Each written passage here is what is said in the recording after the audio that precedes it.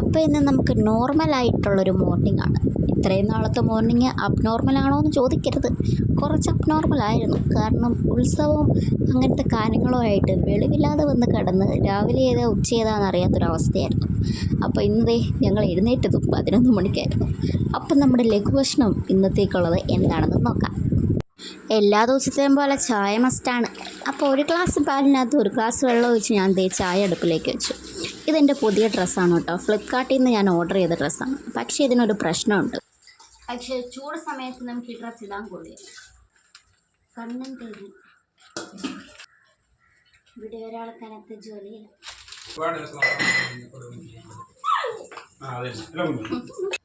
അപ്പോൾ രണ്ടുപേരും ഒരേ സ്വരത്തിൽ പറഞ്ഞത് ചായക്കധികം കടുപ്പിടണ്ട എന്നായിരുന്നു. പക്ഷെ ഞാൻ ഇട്ടുപോയി. എന്ത് ചെയ്യാനാ, തിരിച്ചെടുക്കാൻ പറ്റത്തില്ലല്ലോ. പിന്നെ നമ്മൾ മുട്ട ചിക്കി പൊരിച്ചതാണ് ഉണ്ടാക്കിയത്.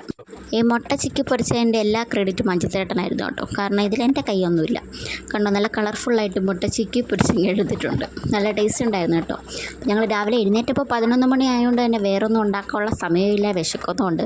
അതുകൊണ്ട് പെട്ടെന്ന് ഉണ്ടാക്കിയ ഒരു സംഭവമായിരുന്നു. അതുകൊണ്ട് തന്നെ നല്ല അടിപൊളിയായിരുന്നു.